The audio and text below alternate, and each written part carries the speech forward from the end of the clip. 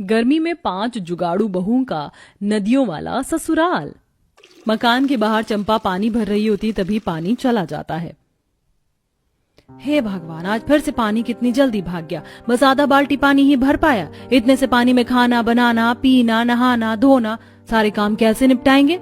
चंपा अभी पानी को लेकर चिंता जता रही होती तभी घर के अंदर से अनुराधा सारे गंदे कपड़े समेट कर ले आती है। हे भगवान, पानी कैसे चला गया। पिछले 3 दिन के कपड़े धोने बाकी हैं। सही में गर्मी के मौसम में तो ये पानी की बड़ी समस्या बन जाती है। हाँ, मगर इस समस्या को टाला भी तो नहीं जा सकता।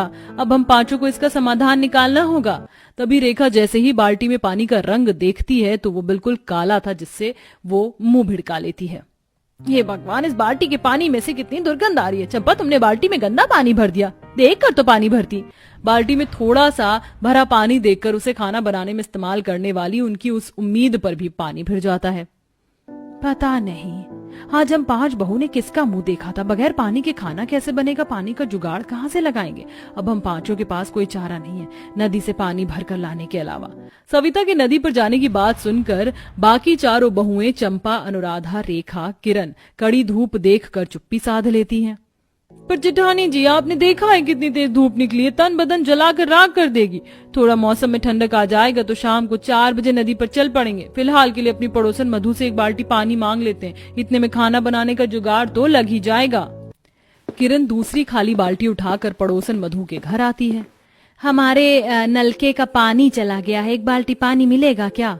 हद, तुम लोग आइयों की तो लत बन गई यार। 1-2 दिन पानी दे दिया तो तुम सबका डेली की आदत बन गई है। मुंह उठाकर पानी मांगने चली आती हो। महीने में मेरे घर का जो पानी बिल आएगा वो तुम भरोगी क्या। चलो जाओ यहाँ से। अकड़ू पड़ोसन किरण को खरी खोटी सुनाकर भगा देती है। जहाँ बाकी चारों बहुएं खांचे के अंदर पानी के इंतजार में बैठी थी। जूठे बर्तन एक तरफ फैले पड़े थे, मैले कपड़े एक तरफ पड़े थे। तभी सास रेवती खांसते हुए पानी मांगती है। अरे किरण बहू, पानी ले आई क्या। प्यास के मारे गला सूखा जा रहा है, पानी पिला दे जरा। अपनी बुजुर्ग सास को पानी के लिए छटपटाता देखकर किरण की आंखें भर आती हैं। माँ जी, पड़ोसन ने हमें पानी देने से मना कर दिया। मुझे तो पहले ही पता था उसका पति अच्छा खासा कमाता है, इसीलिए तो उसने अपने घर में मीठे पानी का मोटर भी लगवा लिया, इसीलिए अकड़ में रहती है। छोड़ो, जाने दो, चलो नदी पर चलते हैं। कपड़े भी धो लेंगे, नहा भी लेंगे और पानी ले आएंगे। पांचों जुगाड़ बहुएं जितने भी बड़े बर्तन, भगोने, बाल्टी देखती हैं उसे लेकर नदी पर आ जाती हैं, जहां नदी का शुद्ध पानी हीरे की तरह चमक रहा था। चलो अब आपस में काम बांट लो। मैं और चंपा बर्तन मांज लेती हैं, तो फिर मैं और रेखा गंदे कपड़े धो लेते हैं और मैं तब तक पानी भर लेती हूँ। फिर सब नदी में नहाएंगे।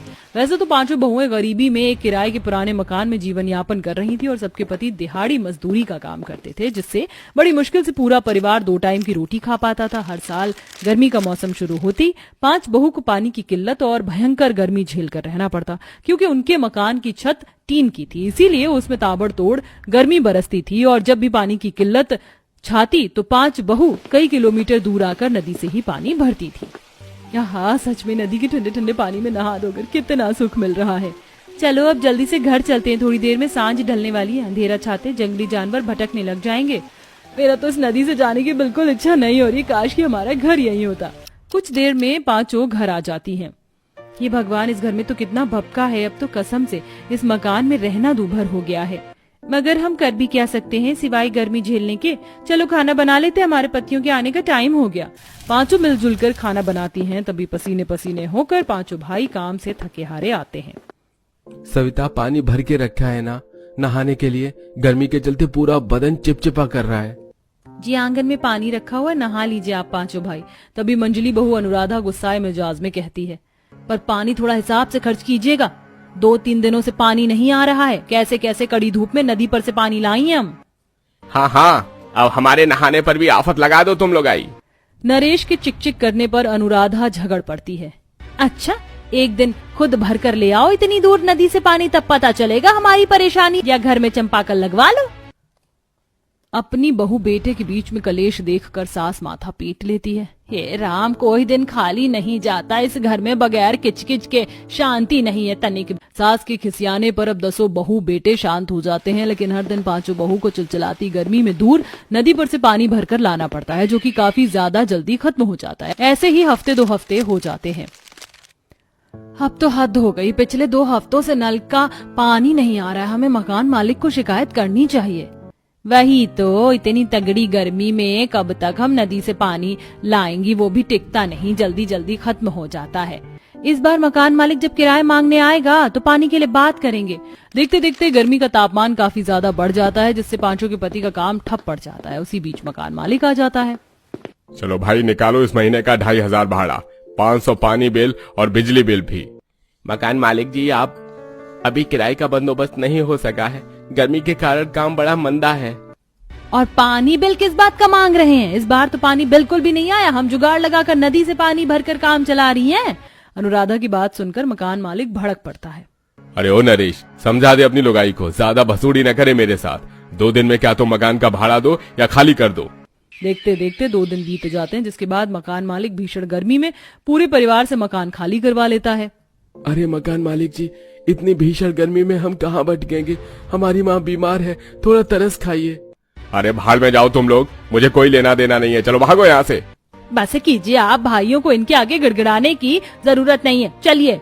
5 जुगाड़ू बहुएं अपनी सास और पतियों के साथ उसी नदी किनारे पहुंचती हैं और अब नदी का मीठा पानी सब पीते हैं। इस नदी किनारे तो कितनी ज्यादा ठंडक है और पानी भी कितना मीठा है। मगर भैया, ये नदी के पास घना जंगल भी तो पड़ता है, बिना घर के रहना खतरे से खाली नहीं होगा। नरेश के ऐसा बोलने पर 5 जुगाड़ू बहुएं दिमाग लगाती हैं। हम सब चाहें तो जुगाड़ घर बना कर रह सकते हैं, इस जंगल में कितने सारे पेड़ हैं, घर बनाना हम जुगाड़ लोगों के लिए कौन सी बड़ी बात है। और देखो कितनी सारी जमीन खाली भी पड़ी हुई है, हम बड़े आराम से नदी से खेती की सिंचाई भी कर सकते हैं, घर के साथ साथ खाने पीने का प्रबंध भी इस नदी से हो जाएगा। अब 5 जुगाड़ बहुओं के साथ साथ उनके पति भी उनकी मदद करवाते हैं, कुछ लकड़ी काटते हैं तो कुछ बहुएं नदी किनारे से मिट्टी खोद कर लाती हैं। ये भगवान, कितनी गर्मी है, मिट्टी ढोते ढोते हालत खराब हो गई मेरी तो। और ये लकड़ियां भी इतनी कठोर हैं कि काटते काटते हाथों में छाले पड़ गए, मेरे तो हाथ थकने लगे हैं। बस हमें थोड़ा मेहनत और करनी है। देखो हमारे पतियों ने खेत भी लगभग बना लिया है, अब बस इस नदी के पानी को खेत तक पहुंचाना है। अब 5 बहुएं सूखे खेतों को देखती हैं, तभी चंपा और किरण को एक जुगाड़ सूझता है। मेरे दिमाग में बढ़िया जुगाड़ आया है, क्यों ना हम इन जमीन को खोद कर रास्ते बना लें तो नदी का पानी हमारी जरूरत के लिए पर्याप्त रूप से पहुंच जाएगा। ये जुगाड़ तो बहुत अच्छा है, चलो काम चालू करते हैं। एक बार फिर 5 जुगाड़ू बहुएं नदी किनारे में जमीन को खोदना चालू करती हैं और थोड़ी देर में नदी का ठंडा पानी उस रास्ते से बहते हुए आने लगता है। अब उन छोटी छोटी नदियों के उपयोग से वह खेती बाड़ी की सिंचाई, बर्तन कपड़े धोना सारे काम आसानी से करने लगती हैं। इस तरह 5 जुगाड़ू बहुओं का नदी वाला ससुराल बनकर तैयार हो जाता है। अब 5 मिलकर नदी से खेती की सिंचाई करती है और 5 के पति बाजार में सब्जी बेचकर अच्छा कमाने लगते हैं।